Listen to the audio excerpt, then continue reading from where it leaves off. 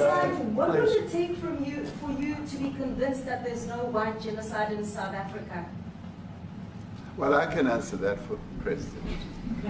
It's, for him, no, seriously. I'd rather have him answer. Yeah, I'd rather answer that. It will be, Our President will respond to you. Yeah, Thank you, Mr. President. It will take President Trump listening to the voices of South Africans, some of whom are his good friends, like those who are here.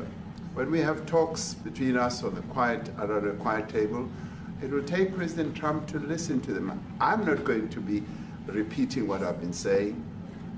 I would say if there was Afrikaner farmer genocide, I can bet you these three gentlemen would not be here, including my Minister of Agriculture. He would not be with me. So it'll take him, President Trump, listening to their stories, to their perspective. That is the answer to your question. But, Mr. President, I must say that we have, wait. We have thousands of stories talking about it. Sure. And we have documentaries, we have news stories, and that. Is Natalie here, somebody here to turn that? I could show you a couple of things, and I have to, it has to be responded to. Yeah, sure. Let me see the articles, please, if you would, and turn the lights down, and just put this on. It's right behind you, Johan. There's nothing this parliament can do. With or without you, people are going to occupy land. We require no permission from you, from the president, from no one. We don't care. We can do whatever you want to do. Who are you to tell us whether we can occupy land or not? We are going to occupy land. Yes. South Africa occupy land. That's who we are. Can we drop our membership from this useless parliament? Yes, Honorable Member. Must never be scared to kill. A revolution demands that at some point there must be killing, because the killing is part of a revolutionary act. Shoot to kill, Namasa. Kill the poor, the farmer. Kill the poor, the farmer. Pa, pa.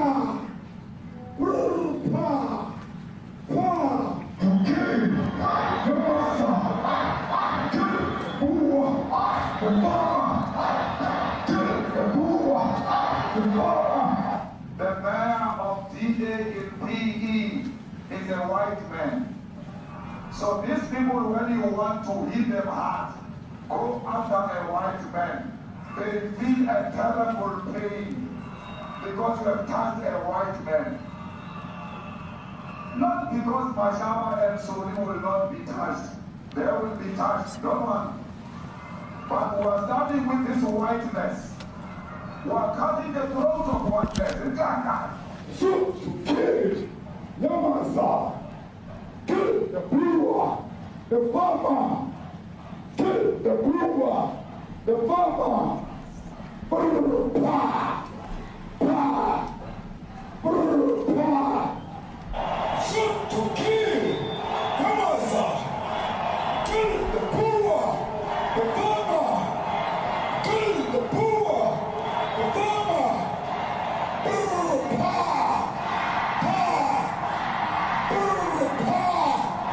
Pa, I don't know what's going to happen in the future.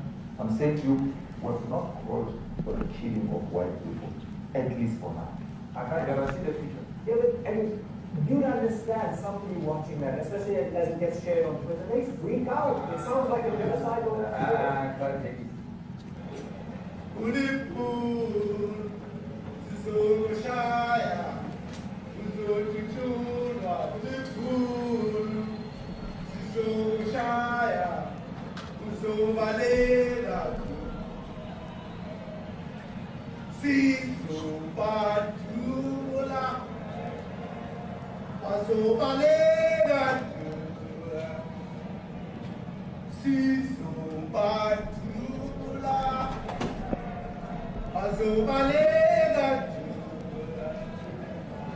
Who will expropriate land without compensation, whether they like it or not, If they object, they can seek refugee in America.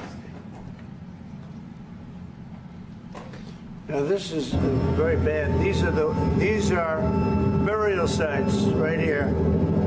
Burial sites. Over 1,000 of white farmers, and those cars are lined up to pay love on a Sunday morning. Each one of those white things you see is a cross, and there's approximately 1,000 of them. They're all white farmers, the family of white farmers. And those cars aren't driving, they're stopped there to pay respects to their family member who was killed. And it's a terrible sight. I've never seen anything like it. Both sides of the road, you have crosses.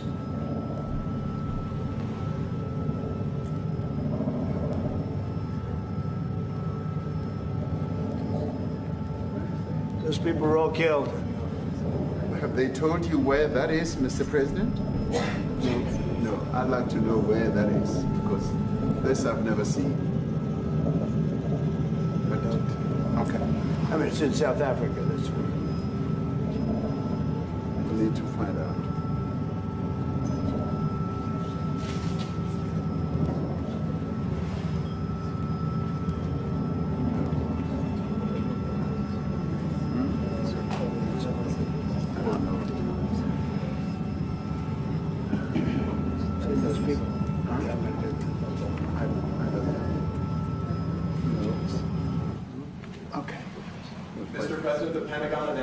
Accepting a Qatari jet to be used as Air Force One. What are you talking about? What are you talking about?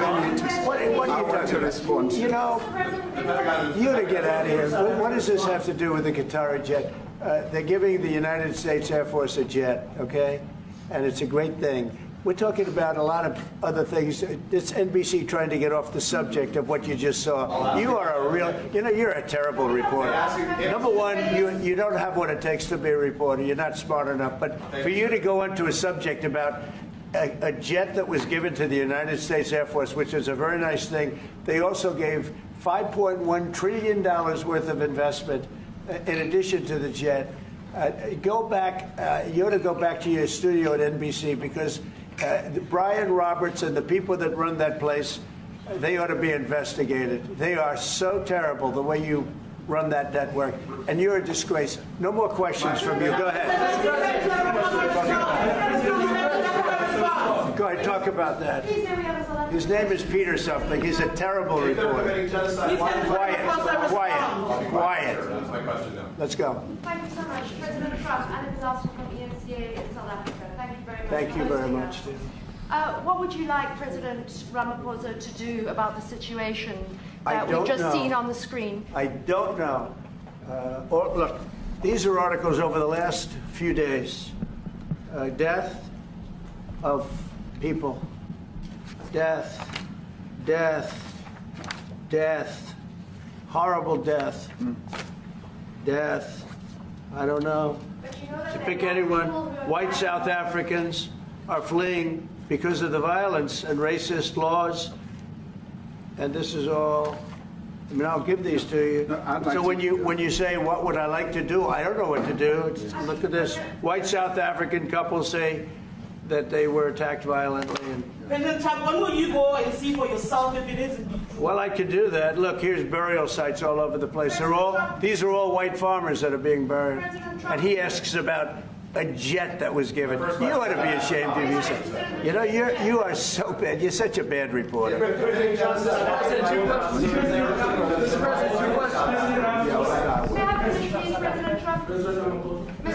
This is one after another. This family was wiped out. I'm just looking. Can we get a report from President Ramaphosa? Your reaction to those videos, Mr. President? Yes, I want reaction. Well, I think the videos are so. No. When you look at the videos, I mean, how does it get worse? And these are people that are officials, and they're saying that kill the white farmer and take their land. That's what. And I have other friends in South Africa. I have people that left. One in particular that says you can't go there. He said they want to take your land, they take your land, and they kill you. it's okay, and they say it's okay to do. Now, we're going to talk about it, but this is a tremendous, look, this is a story recent. These are all people that recently got killed. Yeah. And I don't know how it can get any worse. These are, and you know, the men that you saw, the people that you saw in that movie, those are officials. Those are people that were in office. They had one march, they had a dance in your parliament, whatever you may call it, legislature. Well, let me clarify that. Yeah, let me clarify that, because what you saw, the speeches that were being made, one, that is not government policy. We have a multi-party democracy in South Africa that allows people to express themselves, political parties to adhere to various policies, and in many cases, or in some cases, those policies do not go along with government policy. Our government policy is completely against what he was saying, even in the parliament. And they're a small minority party, which is allowed to exist in terms of our constitution. But you do allow them to take land. No. You do allow them to take land. Nobody can take land. And then when they take the land, they kill the white farmer. And when they kill the white farmer, nothing happens to them. No, there is nothing happens to them. There is criminality in our country. People who do get killed, unfortunately, through criminal activity, are not only white people. Majority of them are black people. And we have now been utilized. The farmers are not black. I don't say that's good or bad, but the farmers are not black. And the people that are being killed in large numbers, and you saw all those grave sites, and those are people that loved ones going, I guess on a Sunday morning, they told me, to pay respect to their loved ones that were killed. Their heads chopped off. They died violently. And you know, I mean, we're here to talk about it, and I didn't know we'd get involved here, but I will say this, that if the news wasn't fake, like NBC, which is fake news, totally, one of the worst, ABC, NBC, CBS, horrible, but if they weren't fake news like this jerk that we have here, if we had real reporters, they'd be covering it, but the fake news in this country doesn't talk about that. They don't want to talk about it, but now they have to talk about it. But they won't. This won't even be a subject. They'll have him talking about why did a country give a free, think of this, why did a country give an airplane to the United States Air Force?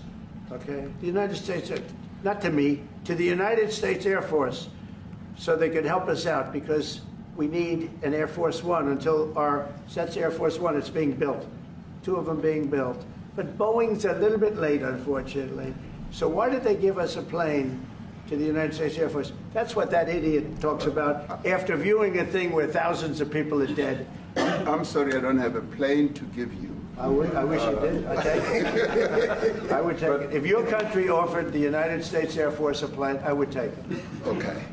But coming back to this issue, which I really would like us to talk about, and talk about it very calmly.